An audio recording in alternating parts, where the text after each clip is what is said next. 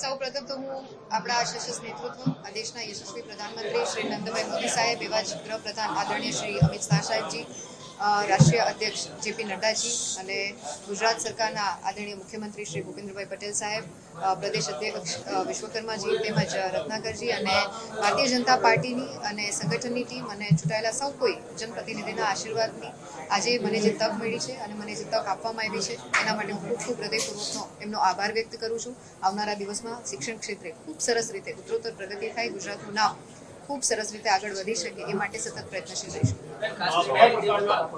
અત્યાર સુધી તમે વિસ્તારમાં રહ્યા કયા પ્રકારની શિક્ષણની સમસ્યાઓ લોકોએ તમારા સમક્ષ રજૂ કરી છે જેને તમે પ્રાયોરિટી આપી નિકાલ?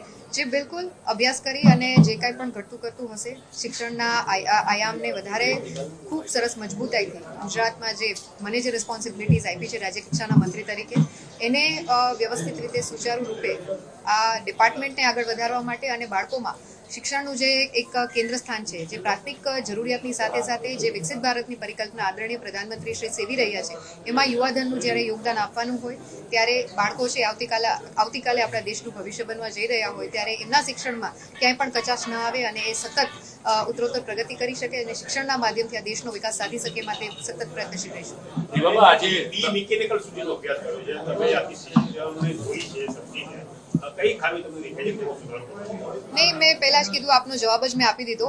સ્વીટ એન્ડ શોર્ટમાં આપણે ઇન્ટરવ્યુને સ્ટ્રેચ કરીશું તો લાંબુ થતું જશે, બટ ડેફિનેટલી મારા માધ્યમથી, આ ડિપાર્ટમેન્ટના માધ્યમથી અને ગુજરાત સરકારના માધ્યમથી, અને સરકાર હંમેશા કટિબદ્ધ છે કે પ્રાથમિક શિક્ષણની વાત હોય, માધ્યમિક શિક્ષણની વાત હોય કે ઉચ્ચતર શિક્ષણની વાત હોય, એમાં ગુજરાત ક્યાંય સ્ટુડન્ટ્સ છે એને ક્યાંય પણ અન્યાય ના થાય અને વધારે ઓપોર્ચ્યુનિટી સાથે ગુજરાતનું નામ વિકસિત ગુજરાતથી લઈ અને વિકસિત ભારતમાં એ આગળ વધી શકે માટેના પ્રયત્નો હશે.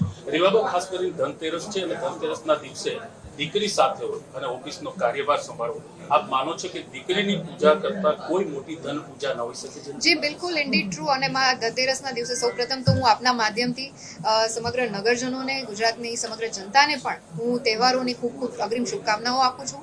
દિવાળીના તહેવારો જ્યારે શરૂ થઈ ગયા હોય ત્યારે દિવાળીની અને બેસતા વર્ષની પણ આપ સૌ કોઈને શુભકામના. આજનો દિવસ માં લક્ષ્મીની ઉપાસનાનો દિવસ છે. તહેવારો જ્યારે શરૂ થતા હોય ત્યારે ઘરમાં જ્યારે લક્ષ્મી ઉપસ્થિત હોય ત્યારે એનાથી સવિશેષ કે આપણને પેલું ના લાગે કે એમના માધ્યમથી જે ગૃહ પ્રવેશ કરાવવો એ મારા માટે સૌભાગ્યની વાત છે. આપ માનો છો એક પ્રશ્ન છે કે દીકરીઓના ભણતર માટે ઘણો બધો આપણો વિસ્તાર છે, ઇન્ટિરિયર વિસ્તાર છે કે જ્યાં દીકરીઓને ભણતર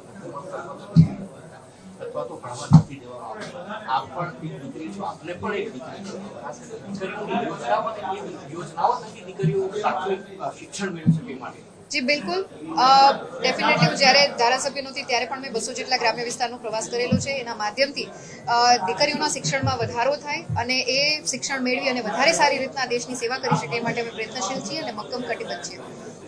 દીકરીઓનો જન્મ જે પરિવારમાં થતો હોય તેને સુકન્યા પરિવાર, આપ કઈ રીતના દીકરીઓ આગળ વધે તેના માટે પ્રયાસ કરશો, તેને પ્રોત્સાહિત કરવા માટે આપ શું વિચારો? જી બિલકુલ, ગુજરાત સરકાર અને કેન્દ્ર સરકારની ઘણી બધી સારી યોજનાઓ છે દીકરીઓના જન્મથી લઈ અને આવનારા સમયમાં પોતે આત્મનિર્ભર બની શકે, ફાઇનાન્શિયલ ઇન્ડિપેન્ડન્સી કેળવી શકે એ માટે કેન્દ્ર સરકાર અને ખાસ કરીને આદરણીય ભૂપેન્દ્રભાઈ સાહેબના નેતૃત્વમાં ગુજરાત જે રીતના સ્ત્રી સશક્તિકરણ અને દીકરીઓના શિક્ષણ પાછળ જે આયામો સાથે આગળ વધી રહી છે ત્યારે ઘણી બધી એવી ફ્રૂટફુલ યોજના છે કે જેના માધ્યમથી દીકરીઓને એક અલગ રીતે સશક્તિકરણ છે આપણે પ્રદાન કરી શકીશું.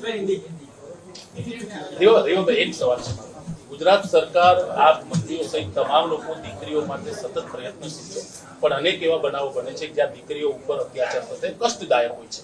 આપ પણ એક મહિલા છો, આપની ઘરે પણ દીકરી છે, તમામ પરિવારો માટે હોય, અને આપ કઈ રીતના જોઈ રહ્યા છો, તેના માટે શું કરવું જોઈએ? આપ શું માનો છો જ્યારે આપ એક મોટી જવાબદારી નિભાવવા જઈ રહ્યા છો? ગુજરાત સરકાર હંમેશા સ્ત્રીને લઈને, દીકરીઓને લઈને, બાળકીઓને લઈને ખૂબ જ સતર્ક છે. એમની જે જવાબદારી, રિસ્પોન્સિબલ એક પેરેન્ટિંગ રોલમાં અત્યારે સરકાર અડીખમ રીતે ઊભું છે. આપણે કમ્પેરિઝન કરવાની જરૂર નથી, પણ કહી શકાય કે રાતના 2 વાગે આપણા ગુજરાતમાં કોઈ દીકરી નીકળે છે ત્યારે સલામતીનો અનુભવ ત્યારે જ કરી શકે કે જ્યારે ગુજરાત સરકાર છે એ દીકરીઓના માધ્યમથી ક્યાંક એ મેસેજ સ્ટ્રોંગલી આપે છે કે અમારું જે સ્ટેટ છે એ સ્ત્રીની સુરક્ષા માટે, દીકરીઓની સુરક્ષા માટે હંમેશા પ્રયત્નશીલ રહ્યું છે અને આવનારા સમયમાં પડે છે.